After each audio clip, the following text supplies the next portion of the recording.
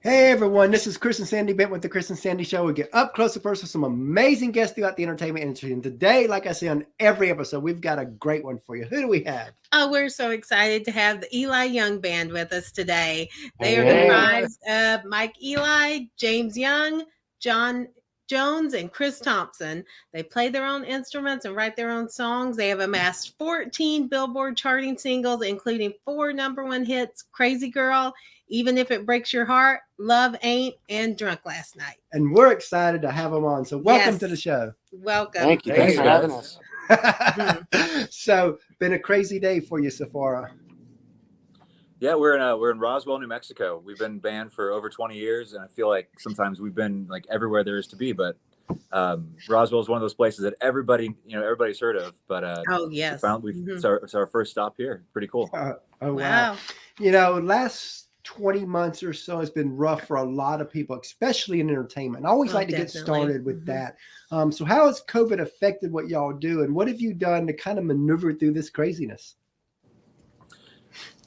I think it's affected the band definitely altogether in the same way. But I think all 4 of us have kind of found different outlets and different ways to maneuver through the past couple of years. We took 4 or 5 months off without like physically being in the same room together, which for guys that went to college together, lived together, van trailer to bus we're weekend warriors. We rarely take more than a week off ever. So to go that long without seeing each other, the first time we did was we did chats like this, like on Facebook Live, and just to kind of do something that the fans could interact with, but also it was our only chance to like see and talk to each other, and it really made us kind of appreciate how you can miss these guys that you spend so much time with. Sometimes you're ready to get off the road, but after not seeing each other for so long, that was a really fun outlet. And then We also did a couple of those like drive-in shows, which was totally weird. We were yeah. playing in front of a parking lot full of cars. Mhm. Instead of applause, you hear honks and flashing lights. Oh, wow.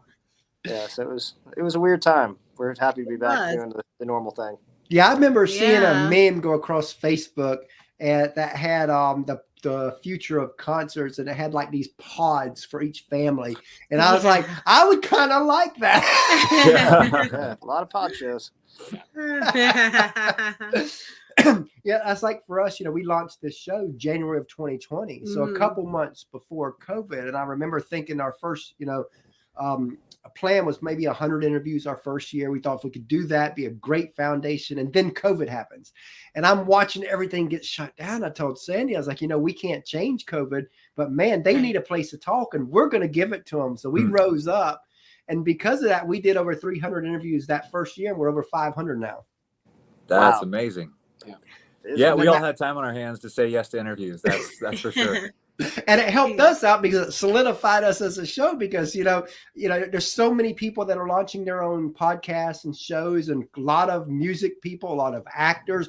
And I told Sandy the other day, if I was launching today in the entertainment world, I probably wouldn't launch, because we've already built our base now. So Yeah, the timing was right. Yeah.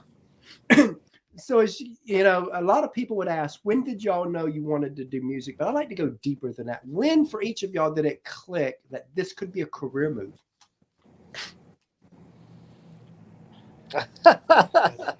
When did we each think? Not when did we like get hooked on music? But when do we feel like this could be like a career?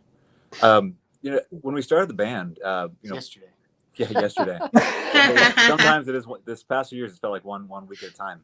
But when we started the band, that wasn't like the goal. It wasn't until much later on. I think we all went to the University of North Texas together, which is it's a huge music school, and that was a big draw for all of us. So I think there's part of us that always saw our lives in music, but didn't know exactly what that looked like. And it wasn't when we started the band where we really had that vision. It was quite a bit further down the road when you start making those like really big fans that come out to every show, and you really get a true following. Where you feel like other people believe in this to the level where maybe we can like keep on bringing this thing up.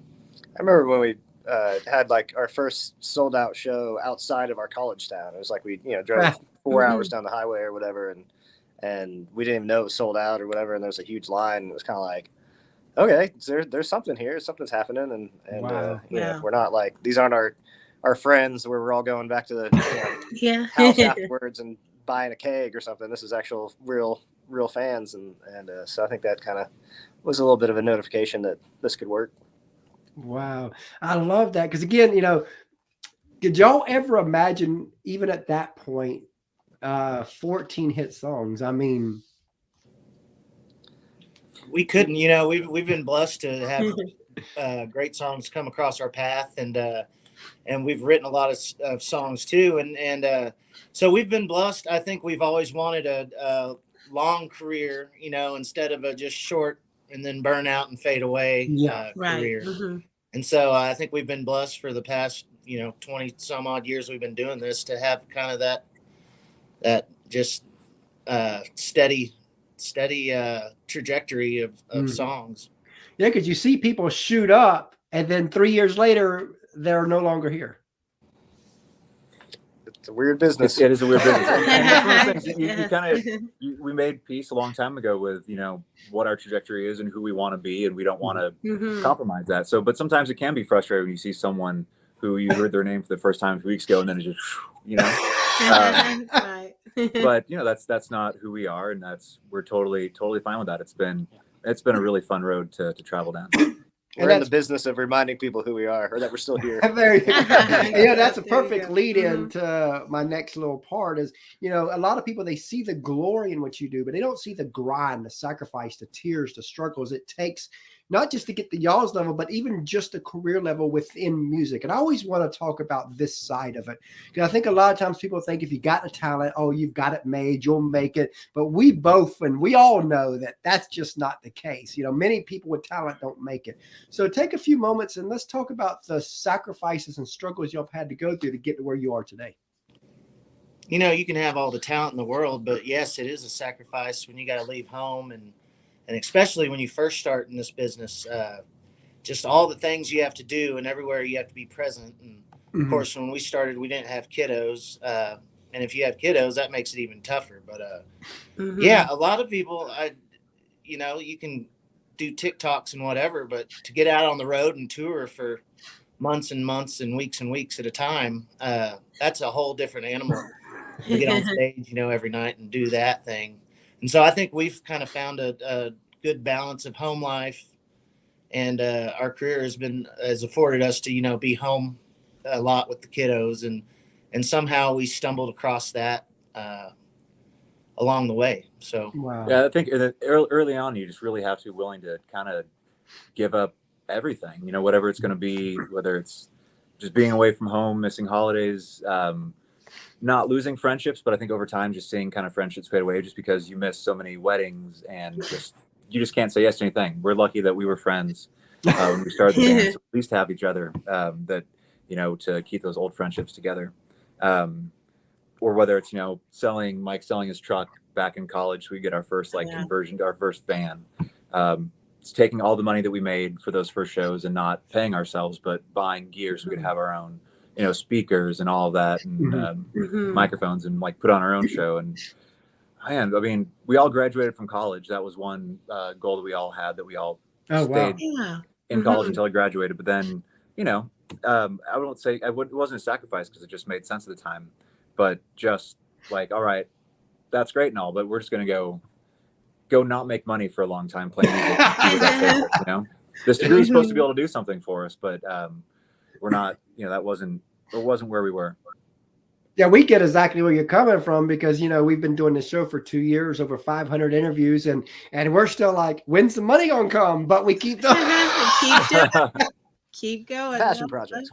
Exactly. Exactly. I remember interviewing Allison Steele from up in Nashville a few years back, when her and her daughter were were a duo. And I remember asking about advice for people in the industry. And she says, whatever you do, don't do it. She goes, if you can do anything else outside of this and be happy with this being a hobby, she goes, go do that. She goes, but if there's just no way you can do anything else, then you better go all in. Yeah, that's good advice. Because it does, if that's who you are, then it doesn't feel like sacrifice at the time. It just feels like, exactly. Yeah. That's what I got to do. Great. This is, I'll do anything. And I think we all kind of had that same mentality and that's very helpful. And we've had some people work for us on the road and play with us on the road before that they really, really didn't like it. They're some of the best musicians we know, but you get them out on the road and they're just, it's the worst place in the world for them. And go program computers, go figure something else out you can do. Because if you don't like this life, it can be a terrible life. And I think that's where, with the bigger artists, where they're bringing on up and coming people on tour with them, I think that's where it can help, because then they get to see, is this really what I want to do? Sometimes it can be misleading. Some of those big tours we've been on, it's a pretty surreal life compared to the grinding it out. And being on one of those tours will make you really, really push hard and strive. When you're getting steak and lobster for dinner every night, you're like, oh, it's pretty good. Yes, do this. It's a good life there. But then, when they leave the tour part and do it their own, then they have to go back to ramen noodles. Yep. Absolutely. So we talked a little bit about the sacrifice side. Let's flip the script and go the other way. What are a few wow moments for y'all since y'all have been in your career? We've had a lot of wow moments. Playing the Grand Ole Opry for the first time was a big wow moment. It was definitely one of those moments where we felt like, maybe we had made it, and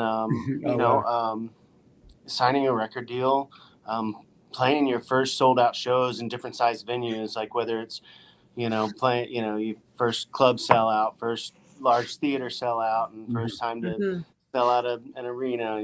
Those are big wow moments. Opening for Kenny Chesney was a wow moment. Wow. Oh yeah. So as you know, a lot of people, they see y'all as as the artist, but they don't see the teams behind y'all. In our opinion, teams never get the love they deserve.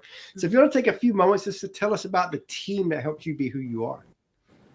We've been lucky to kind of have pretty much the same team for most of our career, kind of outside of Texas.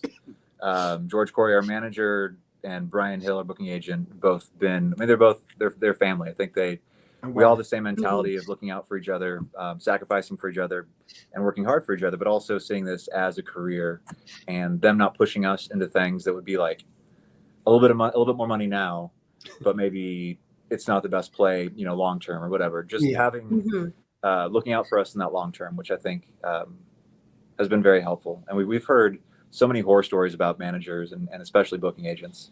And a lot of people tell us how lucky we are to have people that truly care about us and don't want to push us too hard, but want nothing but hard enough possible for us. And then our tour manager, whose computer we're using right now, has been with us forever and grown with us, for almost 2 decades now. And he's just awesome and deals with the four of us in a calm way, which is that can be trying. But we couldn't do it night after night too without our road crew and the lighting guy and the sound guy and the monitor guy. And it takes a big production to get to do this every night, and we don't have to worry about a thing. We just go on stage and play. And so, we've got a bunch of guys that work hard and that can adapt to any situation we throw at them.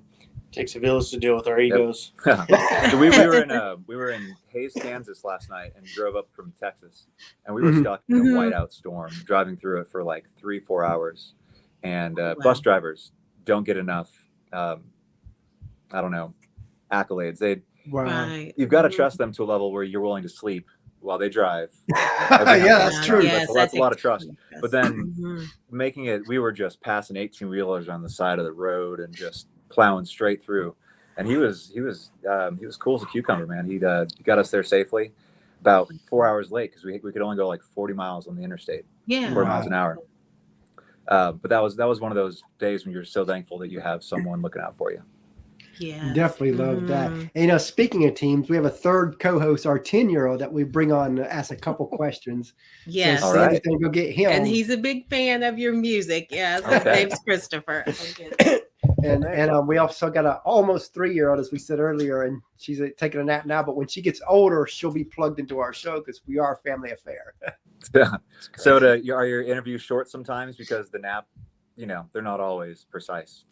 Well, usually Yeah, they're you're 30 like, oh, to you're 40. trying. Usually they're 30 to 5 minutes, but she somehow we've been lucky that she normally sleeps for an hour or more. I don't know how we've lucked out that way, but we've been really lucky. And even if she did wake up, Sandy would then go take care of her, and I would finish things out, and all that. Gotcha. So we've already got our plan. Okay, if this happens, this happens. But so far we've been able to keep it going. What's up, man? Hey, hi, young man. So, what's your favorite food? Favorite food? We'd never say no to pizza. Yeah, I was gonna say pizza. I just had some gnarly garlic pizza, and I'm sure that these two guys that I'm sitting in the middle of are smelling some gnarly garlic right now. Always pizza. Because what's yours? Mine is pizza. Nice. Hey. What do you like on your pizza? Pepperoni sauce and supreme and pineapple. He's got 4 faves. Nice. It's a good pick. Pineapple funny. is like the least favorite topping, but I'm with you on that one. What's Pineapple's- funny I like is- pineapple. It's very What's divisive. funny is everybody kept saying, "Have you ever tried pineapple?" And he's like, "No." And finally he wanted it. He's like, "Let me try pineapple." So we bought one, and he loved it. So Nice. Okay, so what's your favorite TV show movie? TV show, Favorite and TV movie. show or movie? Shawshank And Redemption movie. is probably one of my favorite movies. TV shows these days, There's so many. they come and go as far as what I like. I think I really enjoyed Game of Thrones and Walking Dead until season 6. Succession is one of my favorite shows. I always try to get these guys to binge Ancient Aliens on the bus, but they hate it. It was on this morning. I Oh, snuck wow. it made sense watching Ancient Aliens on the way to Roswell, New Mexico. Because what's yours? My favorite TV show is SpongeBob, and my favorite movie is Dominions. Cool, Good man. picks. And what's been cool is that he watches a lot of Nickelodeon and Disney shows, so we've been able to bring on quite a bit of guests from his shows onto our show. So he's been able Cool. to, That's fantastic. That's cool. and of course he's a big fan of y'all's too. Oh, Yes. thank you. Awesome. Bye, thanks. Is that you got, Christopher? Thank you. Nice to meet you, buddy. He comes and goes. That's quick. It's quick, but he's been on almost every episode. We homeschool, so he can do that, but he loves it. Oh yes, That's Very loves cool. to be part of. So if y'all could co-write with any artist, dead or alive, who would it be? Keith Urban. Oh, that's a great Springsteen. one. Yes. Paul Simon. Maybe Waylon Jennings or Willie Mm. Nelson. One of those. Good All answer. great answers. Now this probably has 1,000 answers, but just think of the first Oh, at thing that least. pops in your head. But what's a song you've heard that you wish y'all wrote? Oh, so many. Happy birthday. That's a good. That's a yeah. good one. Everyone uses that one. Yes. Everyone knows it. Everybody knows it too. Mm-hmm. A lot of money there. That might be the real reason. I love that. Anybody else? Let It Be. Free Falling. Tom Oh, Petty. yeah. Oh, I love that one. Mm-hmm. So tell us about Lucky for Me. Lucky for me. What about it? Talk to us. No, tell you about it. Sorry. Kind of one of the first songs that was written over the COVID break, I call it. Okay. It was kind of shortly before, there was those few months this summer of 2020 where it was really hard to find hopefulness, I guess. Right. It was kind of a drag, I think, on our especially for us as musicians and being able to go out and play shows. And so kind of not seeing an end in sight. And so it was one of those songs where it was right before that. So there was still so much positivity and being able to spend so much time with my wife and my family and my kids. It was such a blessing. I know it was stressful financially, but it was such a blessing to be able to have that time that, being in this band and traveling so much, we didn't always get to have. And so I found a lot of that positivity in that. And Lucky for Me was kind of what was born out of that. Wow. So what are y'all currently working on? Well, we just finished a project. Love Talking is the first single from the new project. wrote around 100 songs over 2020, and then we went in last year and recorded a new album that is some of those songs, but obviously it'll take us a while to get to the rest of them. But yeah, I think we had more songs to choose from for this album than we've ever had. Wow. And it was really cool. And we worked with two new producers, Jimmy Robbins and Eric Argis, who I ended up writing a lot of songs with over 2020. And it turned out really, really cool. And I think that this is really going to be a neat chapter for us as a band with these songs. Oh, cool. Yep.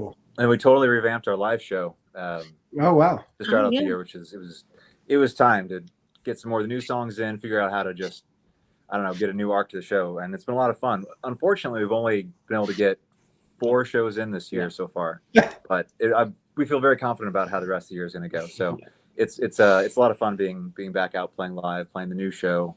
And we're still to that. It's still kind of that honeymoon phase where everything kind of still feels new again. Yeah. You know, kind of being out in the world. So that probably helped y'all out a little bit to get out of that rut that y'all might have been in, doing it all the time over and over and over and over. And now all of a sudden, you realize that, wow, sometimes you might take things for granted. Now it's like, man, it's refreshed and you're ready to hit it again. Yeah, I think we all have little segments of our life that we could identify with that, with COVID and how that made us appreciate certain things of our life. And for us, that's definitely the biggest one, is appreciating what we have and how lucky we are to do it. Sometimes you have to miss it a little bit. Yeah, we pushed that reset button that we didn't realize we needed to push, Exactly. Because sometimes you can get in a rut and not know it. It happens to all of us. We all are there. And COVID kind of helped everybody just reset. Brandon asked, what's the most challenging parts of the music industry for y'all? And the best parts? I think the best part, obviously, is success. Well, to have a dream and to see it grow into something real is a pretty amazing thing. I think the hard parts is kind of all the little pieces have to come together, and all the work that you put into it and that kind of stuff. The easy part's the music, the hard part's the industry. That makes sense. Work really hard. You can go out there and bust your butt, but if the luck and all the other stuff don't come together, it doesn't matter how hard you work. It may not happen. And so that's the challenging part. Sometimes if you work hard, it doesn't, make it to the finish line. So, at the end of the day, you have to just remember that sometimes, you just got to do what you got to do. And if it works, it works. And I've noticed that's a common theme of people, especially legends that we've had on this show, where I ask them about their story and they're like, to be honest with you, there's a good piece of luck that happened, that the timing just happened to be right. But you don't get that luck if you don't work before the luck. Right. Also, everyone who's been around for a long time and been successful has points in their career where it dips down. Like everyone has that story. And to be able to weather those and then, kind of go back up or at least have a legacy behind you where you can, continue on with that stuff. But it seems to be a really common thing. So you got to, be built to weather those ups and downs. Yes, exactly. So what are some sources of inspiration for all of you?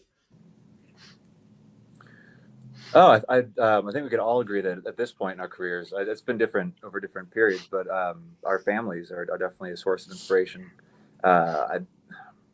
Starting out in college together, you're doing it because you're compelled to, but you're also doing it for, like everything at that age, you're doing it for selfish reasons, because it's fun, because you want to be on stage, because you want to feel this or that or whatever. But as you get older, that all kind of changes and your priorities change. And there's 7 young kids, 9 and under between the 4 of us. So we do it for them. We do it for them. Yeah.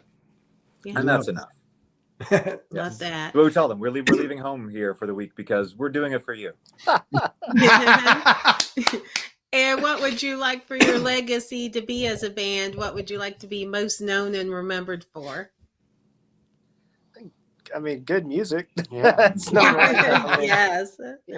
We've always tried to have a bit of integrity with our music and what we do, and for better or worse. But it would be nice for people to look back on our career and be like, oh, that those songs were cool songs, and all that kind of stuff. I think. Yeah, I mean, people create memories around music, and sometimes Yeah. music brings you to a Yeah. place, a time, a feeling, a person, and if that legacy is all built around their memories, I think that we've done pretty good. Oh, yes, absolutely. And if you could say anything to your fans and followers, what would you want to tell them?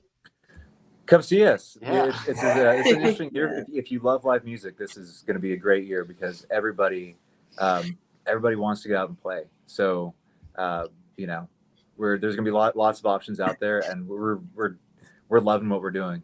So come out and see us and let us know how you like the new music. And we're so excited to get new music into your hands. I think our so show it's is the coming best now. it's ever been. I think after 20 years, you kind of say that to yourself sometimes, and the show kind of is on a roller coaster ride at times over the last 20 years. And so this show that we've just recently revamped, I just feel like it is the best show that we've put on, and it's exciting. So come see it. And I think this is the year for it, because I remember when you look back at like the 1918 pandemic, that then you had the roaring 20s, because people were ready to spend money, and people have been so cooped up the last 2 years. Yeah, they're ready to so get out and see I think the next show. couple of years are going to be some of the biggest years in music entertainment. Yes, we hope so. Yeah, You're betting on it anyway. There you go. So as we close out here, if you had somebody that wanted to do what you do, what advice would you give that person? I mean, if you absolutely love it, then put the work into it, and write as many songs as you can, because you can never write too many. Sometimes songs get left behind, but the reality of it is that the more songs, the better. And being ready for your moment, because you don't know when it's going to come. And if you're lucky, you'll have several moments. You just got to be ready for them. And if you're working hard, you'll be ready for that moment. An opportunity and preparedness meet. Probably also you got to be a little thick-skinned and handle some rejection, because it's not like you just get on stage and everyone loves you and then that's the whole thing for everyone. There's a lot of and everybody would be doing it if that was the case. Exactly. Yeah. Exactly. So you got to be a little tough.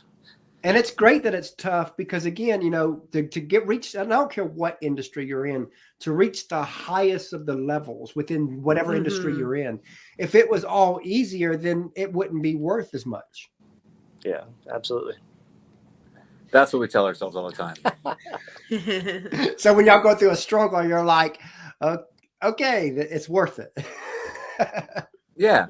And whenever it's been a struggle, we've always felt like there's something good around the corner, and usually there has been. So it's we've had good reason to have good attitudes about it, and it hasn't always been easy to have those good attitudes. But that's another thing that also helps is being hopeful, and we're dumbly optimistic. There you go.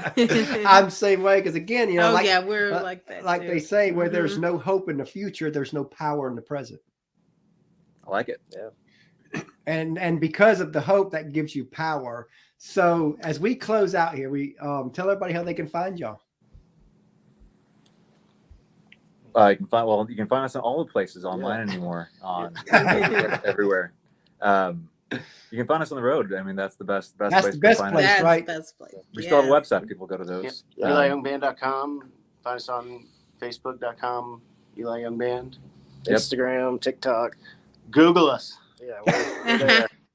There you go. We really enjoyed having you on the show today, and this is a lot of fun. look forward to having y'all back down the road. Yeah, all right, thanks, guys. appreciate it, y'all. Good talking to y'all. All right. All right. Y'all have Thanks a so great much day. for your time today. Bye.